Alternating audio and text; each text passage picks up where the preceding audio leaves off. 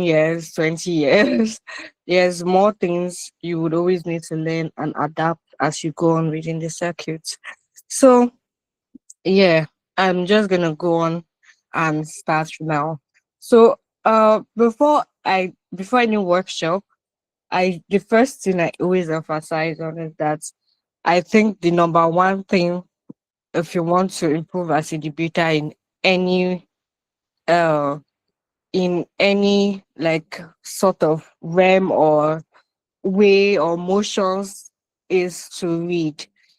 That sounds really cliche, but I started having to emphasize it because I noticed that there was a rise in intellectualism in like the circuits. So basically, what I mean is that people are not reading, and unfortunately, that's affecting. It's not just even the circuits; it's affecting everyday conversations because you you're having a simple conversation, and it's obvious that that person has never opened a book in their life, and with the access of information everywhere, like no, you literally have no excuse not to read or not to be informed about things, right? So, uh, basically, the more you read, the more you expand your knowledge base, and obviously, the more you debate, the more you get good at things, right? So, uh, that's actually the easiest way to get better as a debater. Obviously, there are more ways, like oh, you're gonna be training things like that. And when we started debating, we did do all that. But as a person, as the president of the lazy individual society, honestly, the cheat trick for me was just knowing cheats and knowing things. And that was how I got way better at debating. And I'm going to incorporate that in like different aspects as I talk about the workshop because you will understand why I said individuals need to read to be able to get good at like debating whatever topic. So um in the workshop today um I'm going to expand it beyond feminism to like social movements motions basically. So any social movement, whether it's about black people, whether it's about women, disabled individuals, social movements, and anything that has to do with minorities, because I feel like they follow the same line of thinking and the same way for you that you would be able to debate, right? So yeah, so the goal of this workshop then is to equip debaters to engage with gender, feminism, and minority motions thoughtfully, analytically, and responsibly while still debating competitively, right? So by the end of this workshop, we should be able to achieve five things. Understanding core feminist ideas relevant to debate, identify common gender debate motions and the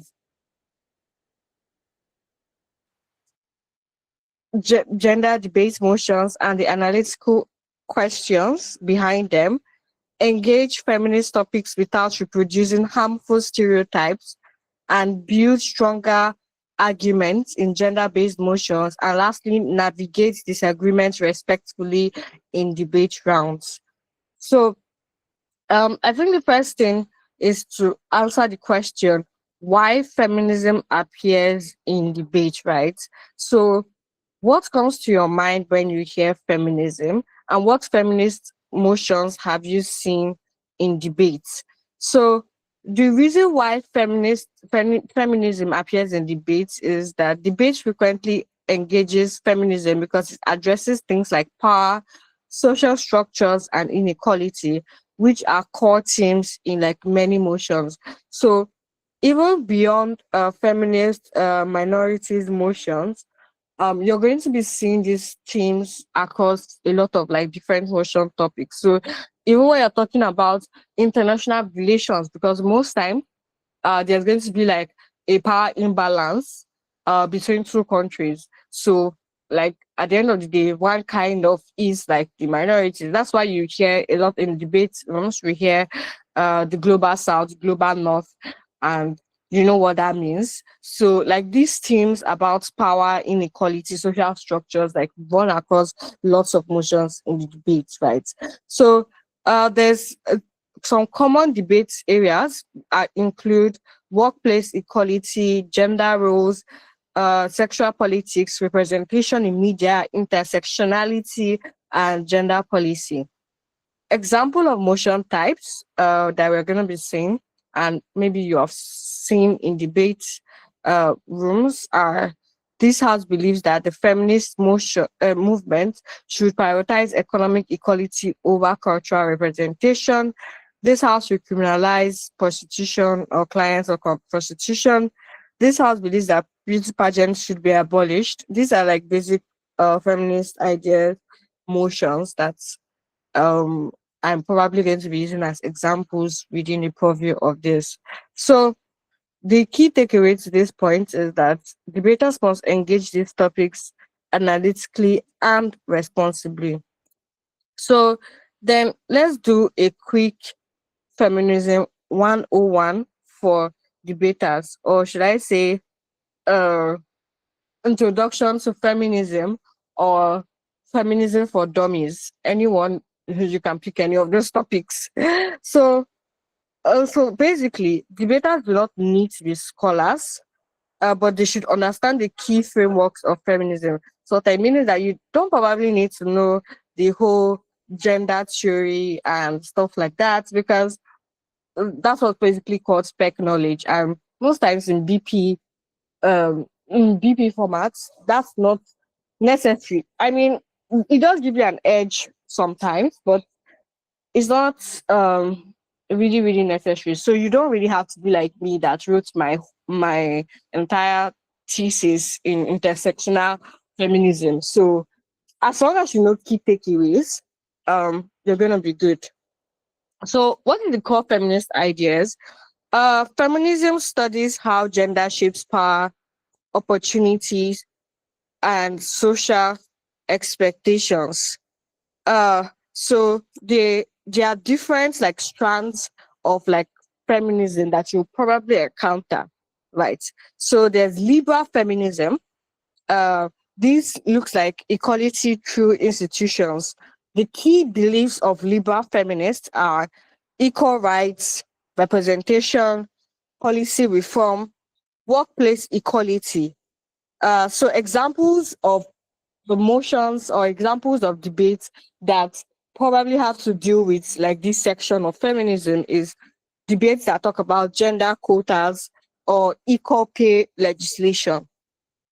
The next type of feminism is radical feminism. So radical feminists believe uh, the focus of radical feminists is that patriarchy as a structural system should be abolished. So the key beliefs of radical feminists are gender oppression is embedded in institutions, bodily autonomy, sexual politics, all those things. So debate examples that would probably deal with this section of feminism are debates about pornography, prostitution, surrogacy, etc. Then there's the intersectional feminism. So intersectionality simply means that people experience gender differently depending on race, class, sexuality, and disability.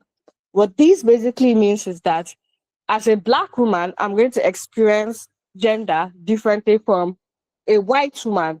And, you know, a disabled Black woman is also experiencing gender differently from me, right?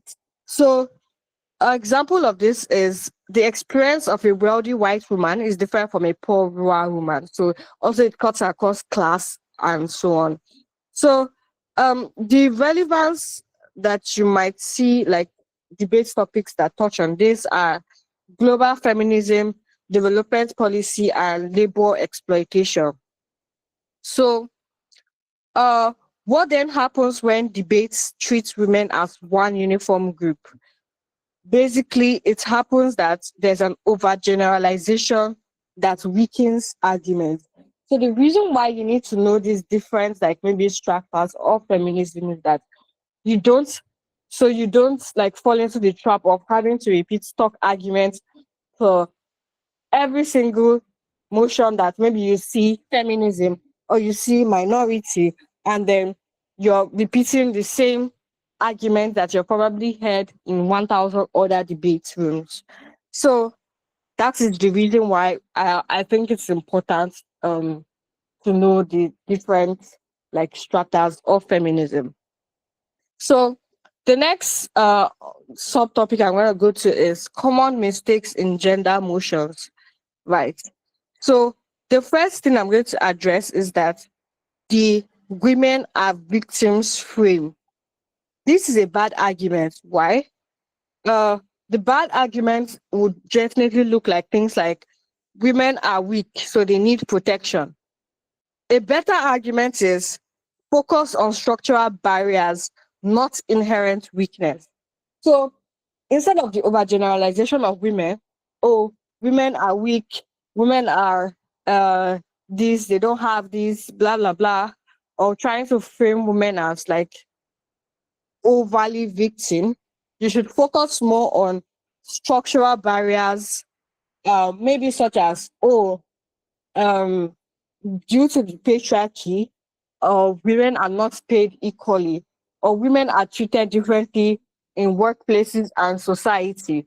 So those arguments are focusing more on structural issues rather than like the inherent issues of a particular woman. Because the problem with that is that you cannot generalize all women. So even if woman A is particularly has some issues, woman B might not have some of those issues.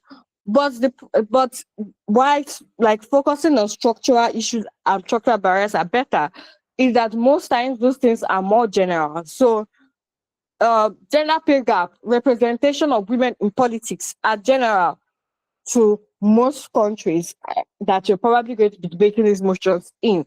So that is like a much better frame than focusing on particular individuals as women. Yeah. So the next mistake is treating women as a monolith. This is also similar to what I just said last. Like, oh, so it looks like framing the debate as all women want blah blah blah. So a better frame of the debate would look like different women have different incentives and constraints. So again, that's why I said you have to focus on structural barriers, which are more general. So unless the motion is as an actor motion, then that is where you can focus on an incentive and constraints of a particular woman. So if they say, for example, this house as Peace JK, then you can talk about Peace JK as a woman and not like the structural barriers of like and not like just structural barriers. So then you can be able to frame, oh, Peace JK wants this. These are the incentives of Peace JK. This is why she's acting the way she does, etc. So this cuts across all minority motions.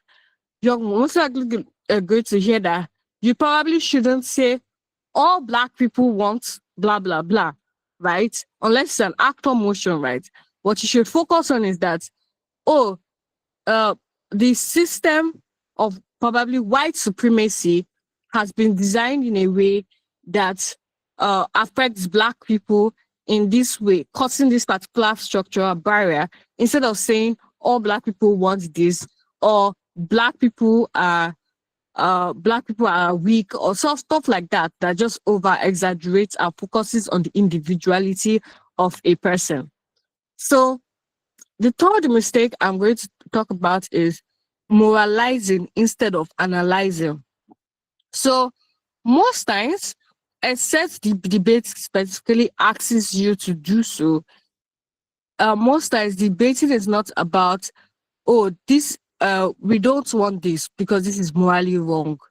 So you have to go beyond that to analyze maybe why that is morally wrong, or more importantly, how you build analysis in debate is explaining how the incentives of maybe the group, explaining the structures that exist, explaining consequences of whatever action instead of just stating, oh, we don't want this because this is morally wrong. Because at the end of the day, that's where you get lazy arguments that become parallel, where the opposition just says, oh, but morality differs. So we don't care, it's morally wrong. And like those are like primary two arguments. So we should like stay away from that.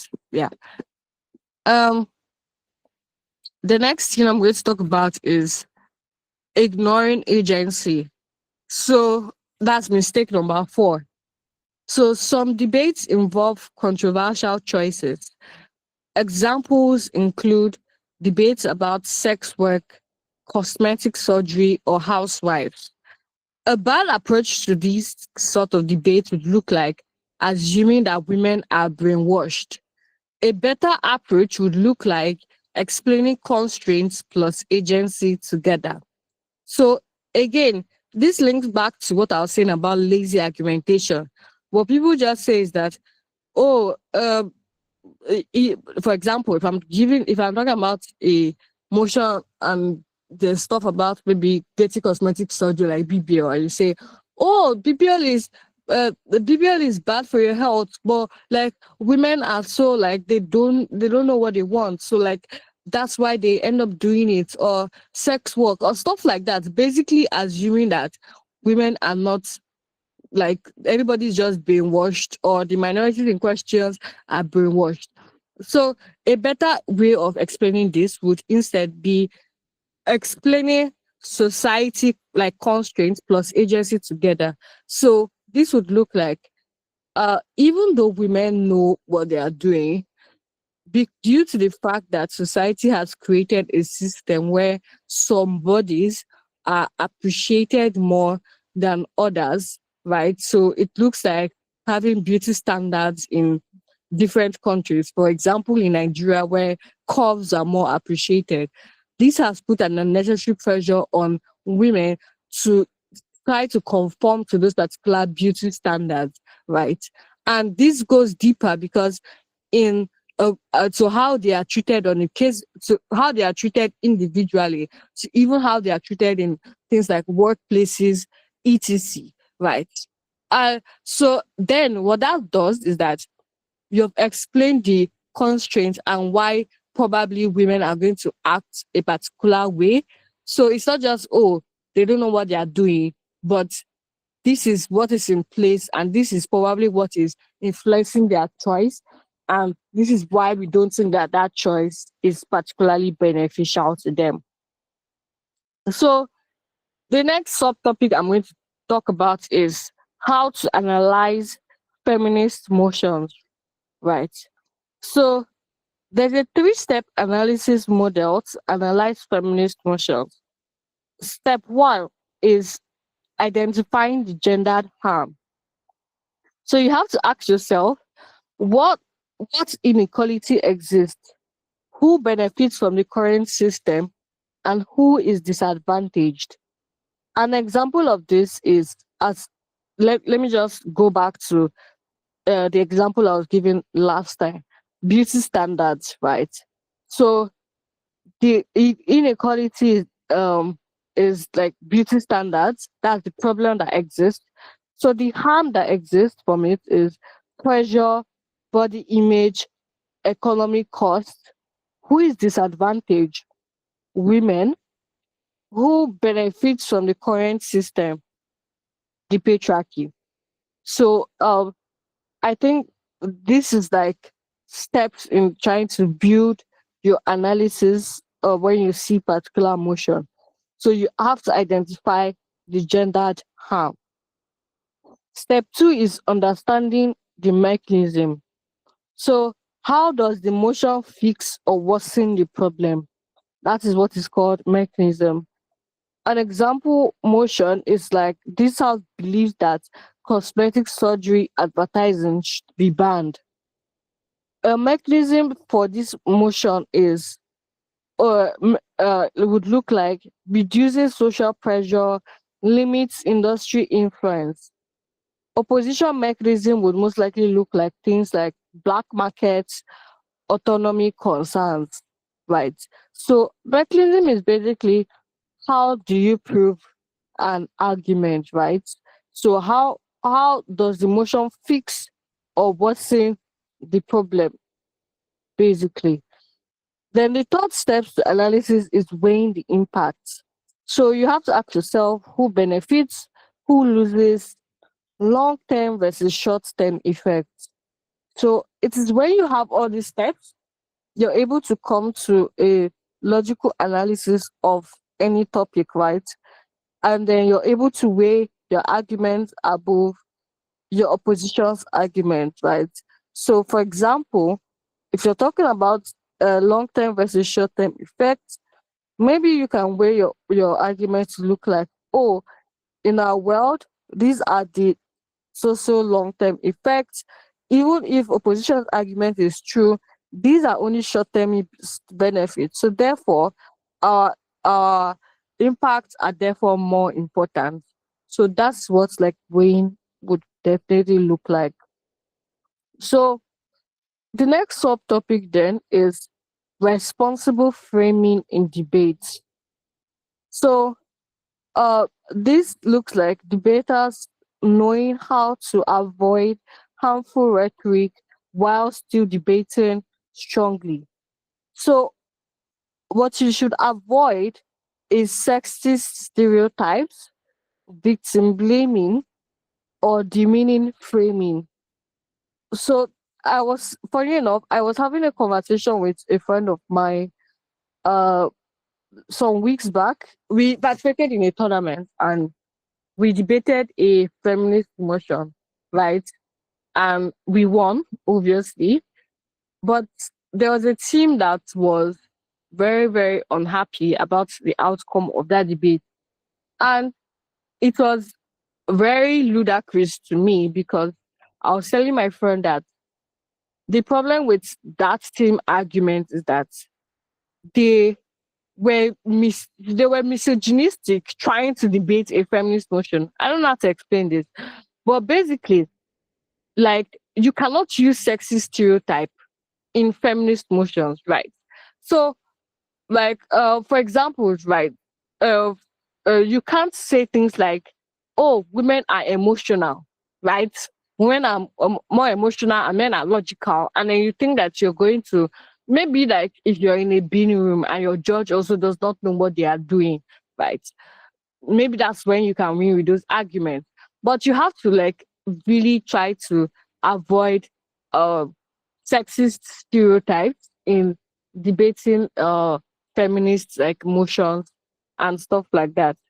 So instead of saying women are emotional like that, you you can frame things to look like society socializes women differently, which influences behavior in certain contexts, right? So maybe, oh, due to the fact that uh upbringing of women are different in society and like there's a different socialization of women as opposed to male, this has made women act more in line with these particular traits. So instead of like overgeneralizing and stuff like that. So again, this is basically what I was saying about focusing on structural barriers over like individualizing a problem. And this goes down to a lot of things, right? So like also be careful not to get stuck into, should I say, um should I say what they call it, stock arguments. So like most times I'm debating feminist motions and teams just come and say, oh, eh, as long as women choose it, feminism is about choice. And then they think that they're going to win the debate. Again, it has to heavily do with nuance and what you're talking about. So maybe choice would be an argument in particular motions. But again, you have to understand you can't just run stock arguments. So for example, the problem with that choice argument is that if you come and run, oh, women should choose, so we win the debate, and I'm your opposition, All I'm going to say is that, first of all, choice feminism is not really in line with greater feminist concerns, because more importantly, feminism is about the liberation of women and not the choices of women. So just because a woman chooses an action does not make it a feminist action. So for example, a woman can choose to be a child wife and not have an account number and depend entirely financially on their husband. But that is not a feminist choice, right?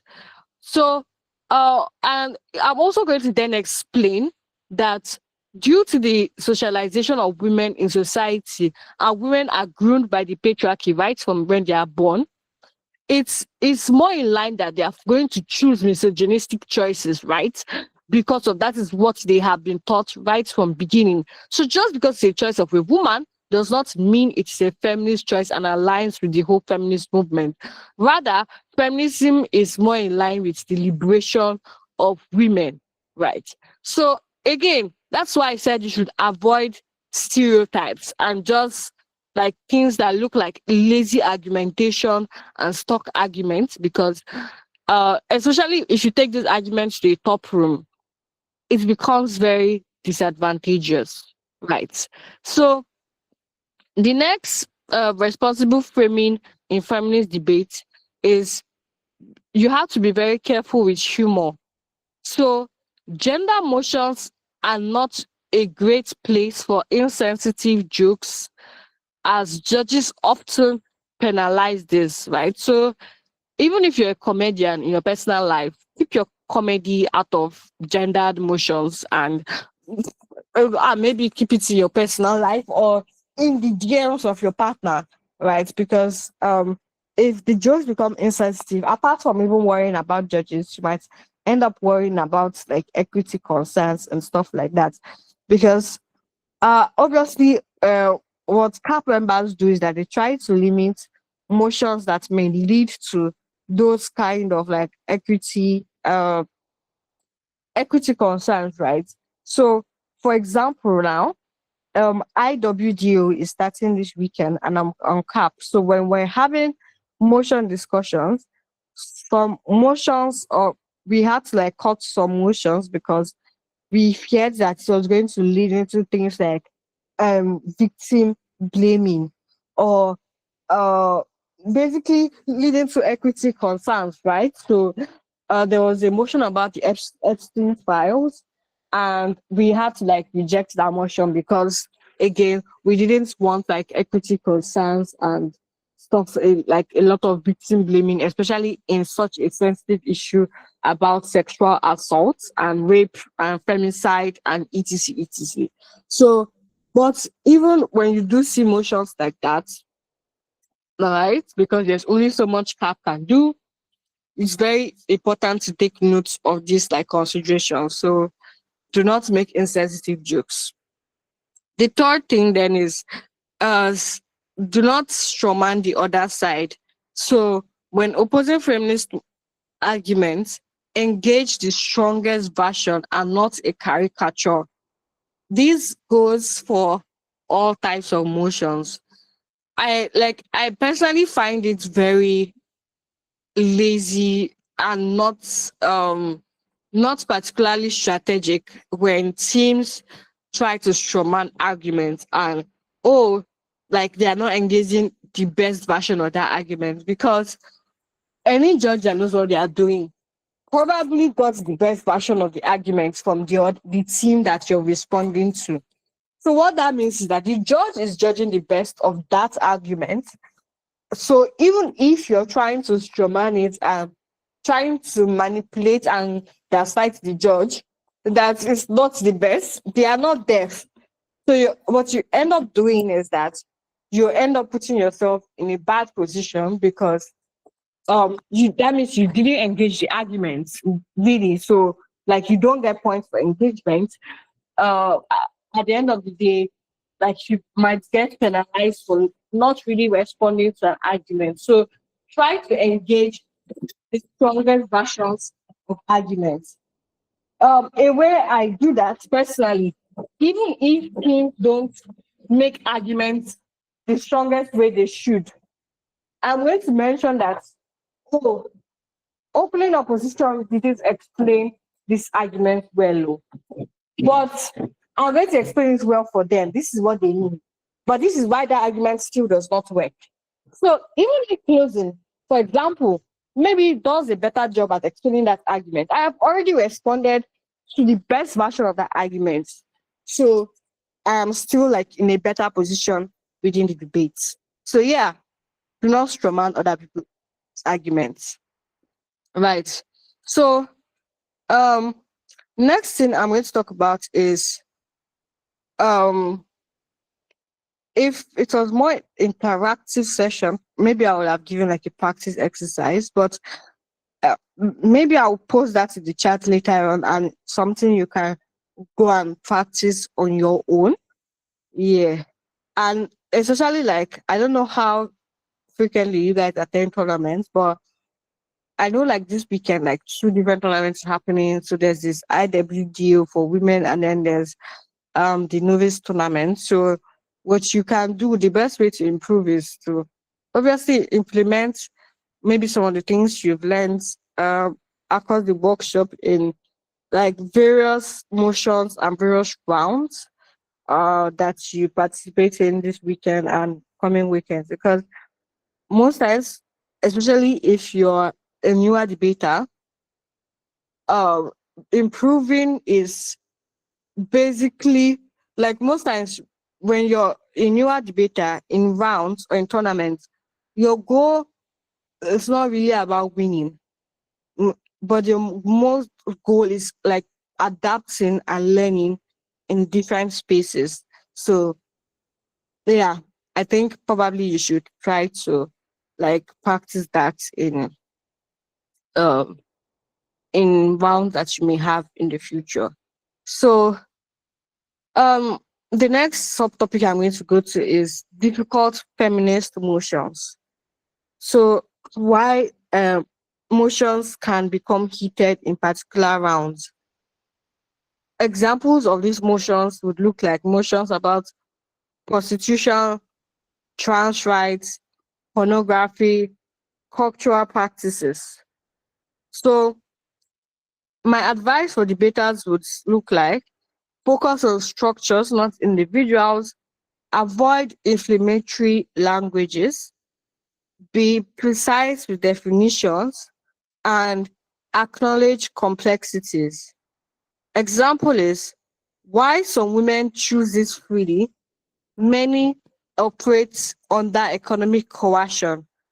This would show nuance. So that line is maybe an argument about surrogacy or prostitution, right? So why some women can decide to be sex workers, many of them choose to be sex workers because of like economic coercion and a means to get money.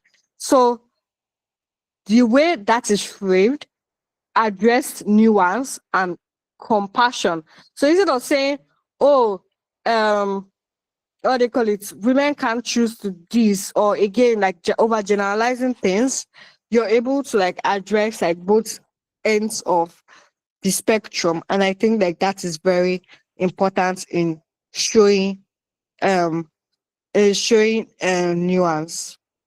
So what makes a debate argument on gender persuasive? So a lot of, and this goes like to like all kinds of emotions, right? What makes arguments, emotions persuasive would look like things like structural analysis, nuance, avoiding stereotypes, and impact comparison.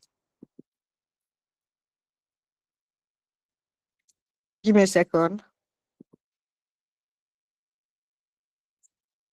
Impact comparison. So this is basically ways you can try to convince your judges in making your argument. So what this means is that I like you can implement the way I have taught you about like analyzing arguments in debate, addressing nuances, avoiding harmful stereotypes, and being able to like compare the impacts of both sides, right? So um the next subtopic I'm going to go to is framing battles in feminist motions. So one of the biggest determinants of who wins feminist debates is framing the debate early. So feminist motions usually revolve around three competing lenses. As have explained, that is one, structural harm, focus on system of oppression. Uh, so questions you may ask yourself in framing feminist motions are: how does the patriarchy shape choices? What structural pressure influence women? How do institutions reinforce inequality? All right. So a structural framing would look like beauty pageants reinforce harmful beauty standards that systemically disadvantage women. So a second type of framing is about maybe a framing lens that a lot of feminist motions would come through is autonomy and agency. So focus on individual choice and like freedom. So questions would look like: do individuals have the right to make these choices? Is restricting them paternalistic? Example, opposition might say women choose to participate in beauty pageants and exercise agency and gain economic or social like opportunities. A frame three would be pragmatism and harm reduction. So this is focusing on real world outcomes. So questions would look like: what happens if we ban or restrict this practice? Does the policy backfire? Example, banning cosmetic surgery advertising may push it underground into the black market, thereby reducing safety. Most feminist debates are actually a clash between these frames.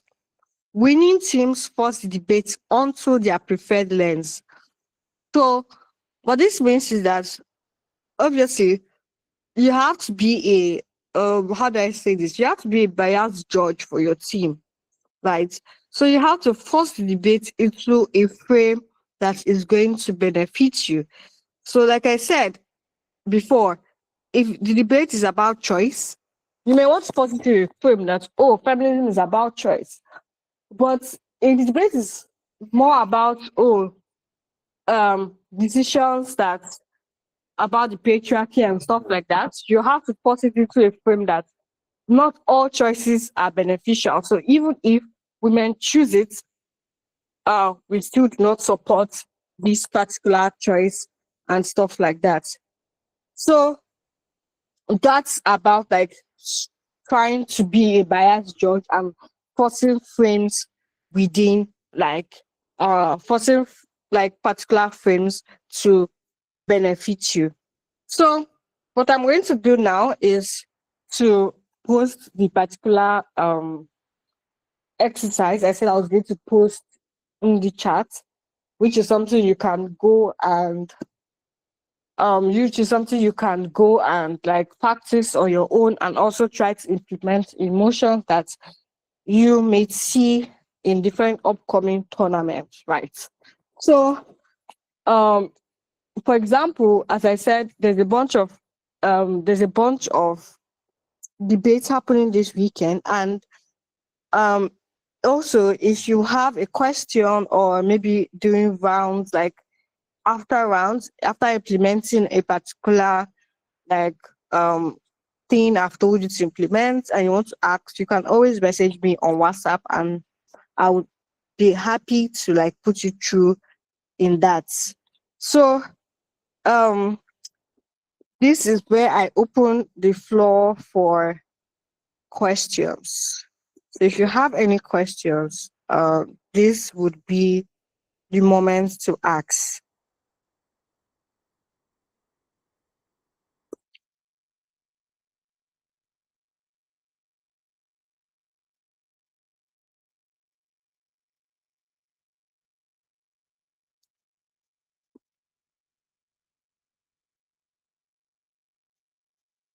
Guys, I'm sure we have Thank you so much questions for the to session. ask. Good morning. Thank you. So I have a concern, and I don't know if it's just my thoughts, so that's why I decided to voice out. So you were speaking about like choice feminism and like the opposing side earlier on. So the question like running through my mind when we were explaining that aspect was is it that in every feminist motion, because I used to think that in, at least if not all, in every feminist motion, it is always a battle of choice feminism versus like feminism at its core. So in situation where you have to argue choice versus feminism at its core, like what would those who have to argue choice do? Is it that they are at disadvantage, or feminism motion would always be about feminism at its core against no feminism? Thank you. Oh, okay. So, um, I get your point.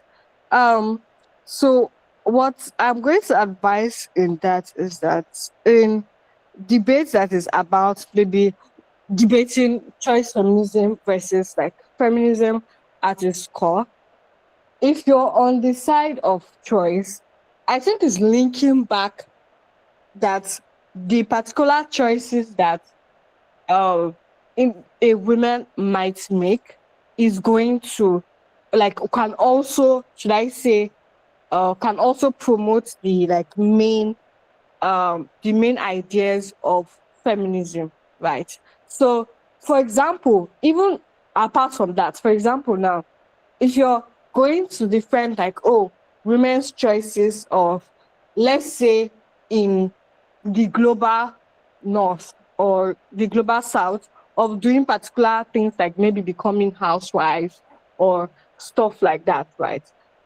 Or even being a little bit like having internalized misogyny in workplace, stuff like that. A way to defend that is also to say that due to the fact that patriarchy is one that is in place, right? Most times, women do have the right to take choices that may protect themselves and get them the best advantages of patriarchy. So, even though probably let's say, what example do I give now? So let's say economically, right, benefiting solely economically for men is not a feminist idea. You can frame it to a way that right now we don't live in a feminist society. We live in a society that is heavily gendered and patriarchal. What this means is that women are still earning less. Women still have less opportunities in the workplace. Meaning that if as a woman you do take the choices to, let's say, benefit economically from men, it is not against feminist core ideas, because right now it's only like about like self protectionism. So it's what is this word debaters like to use? Self defense, basically. In a world that is not built for you, how best can women adapt to get those like advantages, right? So that is then you're then going to draw a comparative with, oh, individuals having the need to protect themselves first over collective identity. So even if it does not promote like the collective interest of the feminist movement, you have to live as a woman to fight another day. So like basically you have a bigger responsibility to yourself first than you have to probably the greater global feminist movement as a whole. So I think it basically has to do with nuance and knowing how to, as I said, um, frame it in a way that advances your cause like more. So being a biased judge for your team, and there's many ways you there's many ways you can do that basically, right? So I think like that's just like an example. But personally, um I think I'm even done with the choice feminism debate. So at least for my end, you're probably not going to be seeing motions about choice feminism anyways. And I think a lot of CAP members are done with it because it's kind of like a tired conversation already. But like that's just an example of a way to deal with those issues. Yeah. So another question then, if you have.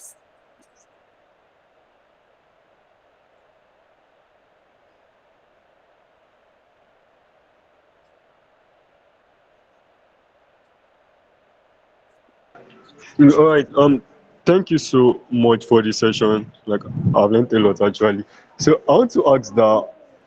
So now, what if, like, I think a lot of what I've learned now was how we can argue in support of feminism. So what if we are opposition? Like, how can we go about it too? Um so most times in feminist motions, you're going to be arguing both sides in the core idea of feminism.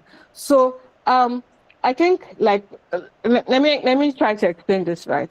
Most, especially in BP formats and WDC, they're not going to give you motions that is going to make you argue against feminism. Like that's an equity issue, right? So they're not going to give you motions that is anti minorities. So they won't give you a motion that you're going to be arguing against black people or disabled individuals or women or things like that.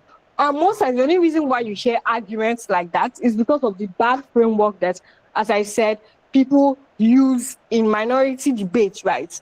So that's why I went into avoiding like certain stereotypes and stuff like that within like motions and stuff like that. So basically the best way to to know this is the first thing I said is when you try to read up more on these issues. So like if you're vast in like minority arguments and minority debates and stuff like that, you're going to know that most times the main aim of a debate, both when you're government and opposition side, both sides are going to have to try to advance the rights of minorities in their own way, right? So it's more like most times CAP would not want you to come and either be ableist or come and be misogynistic or come and be racist, like in emotion. So or most times you're not going to get motion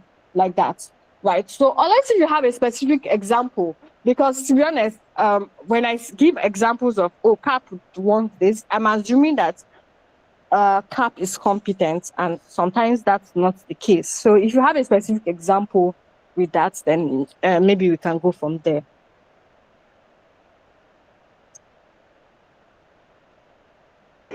No, I don't. But I think I'm cool with your explanation, and yeah, it makes me more confident. Yeah, thanks so much.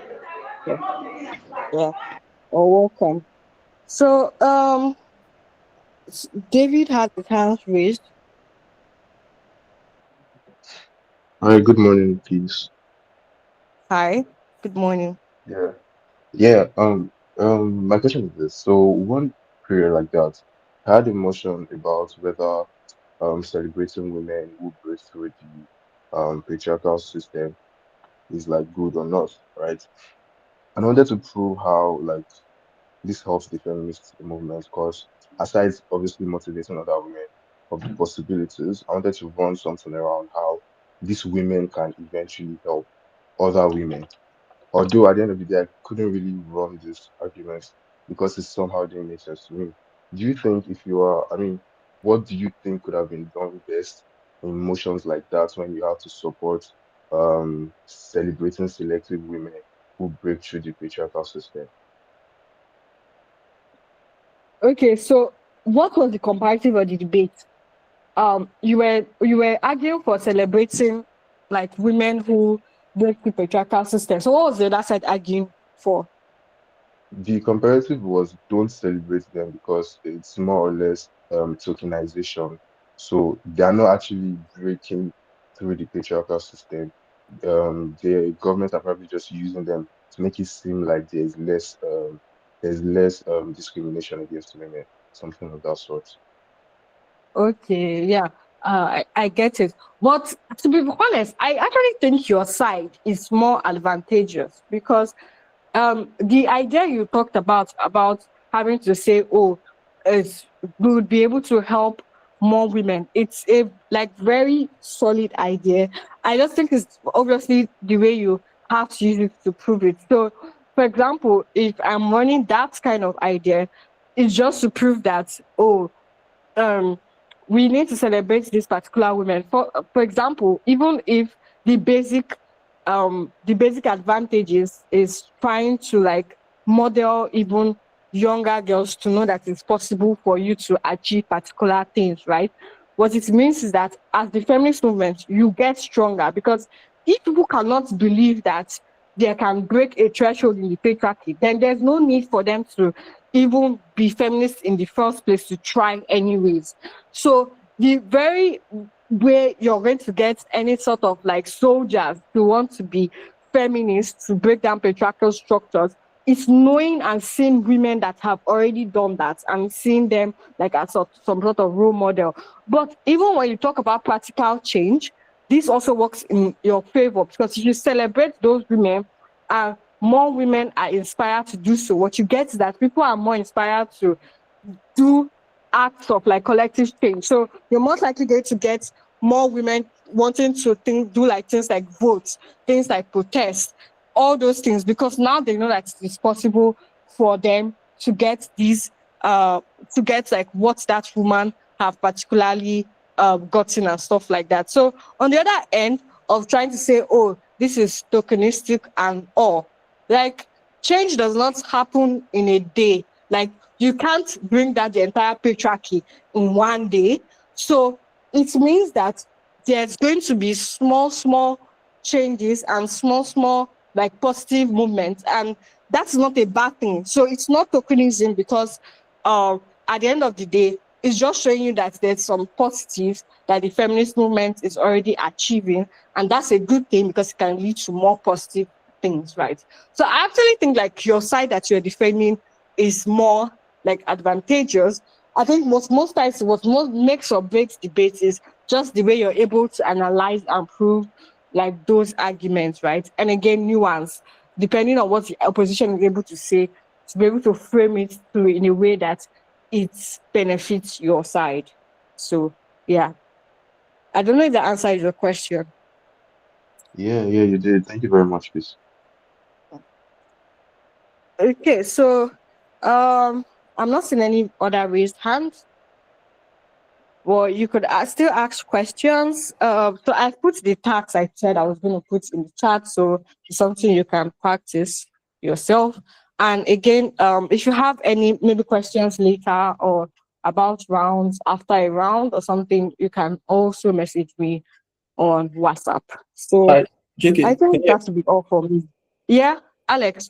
Yeah, I think Sunny has something in chat. I don't know if you can, if you willing Okay, to let read me that. read that.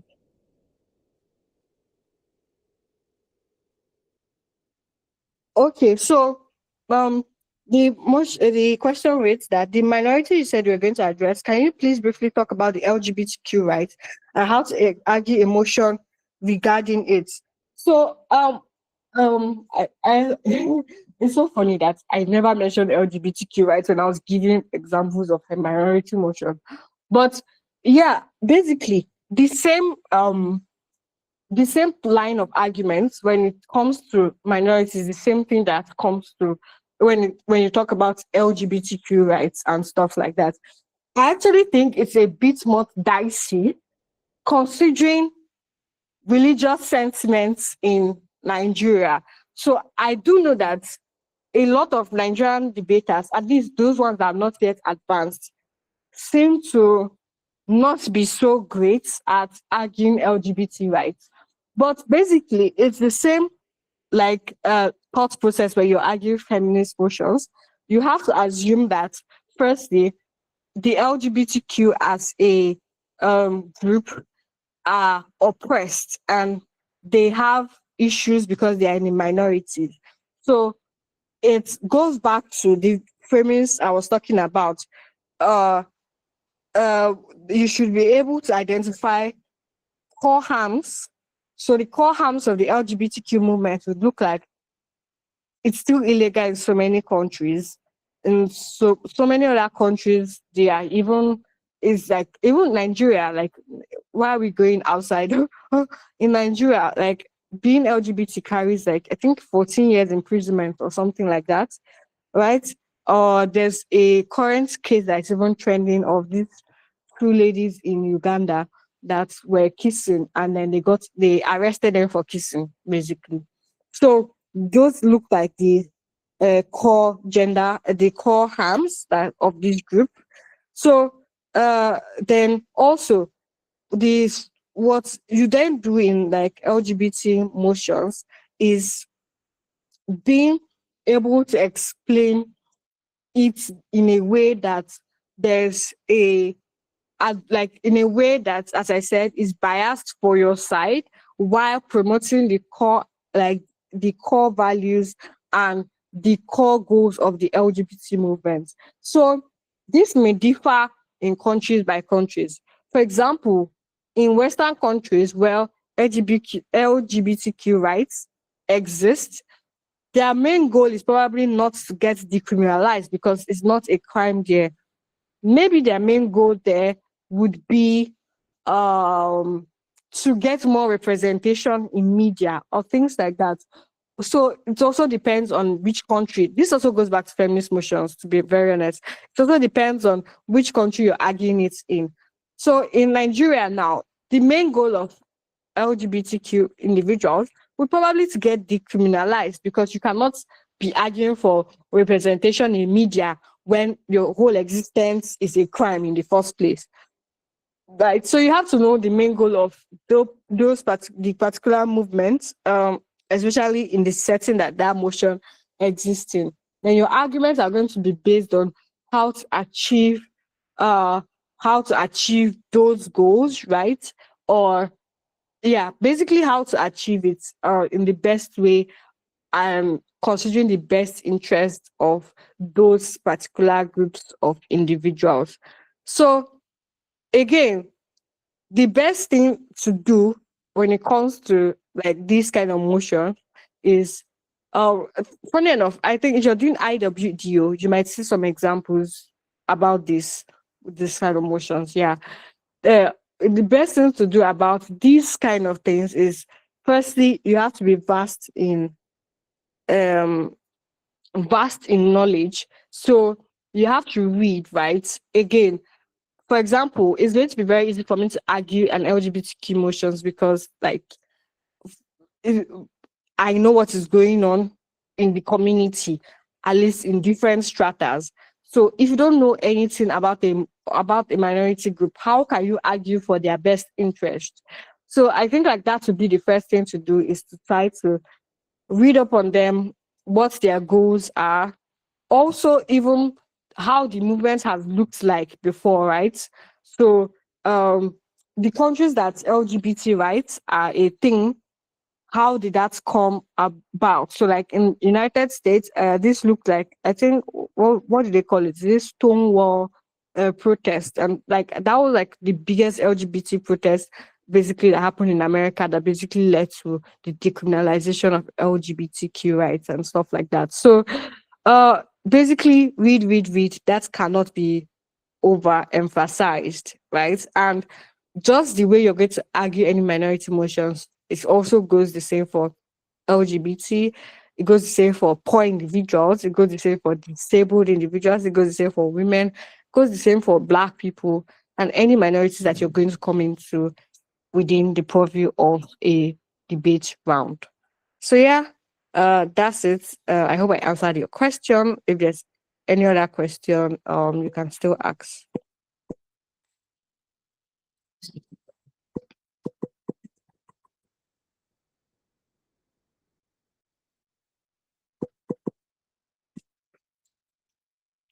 Okay, so I'm gonna assume that the questions are done. So I think that should be all for me now. Yeah, I hope you learned one or two things from this session, and thank you very much and have a great weekend, everyone. So, Alex, over to you, please.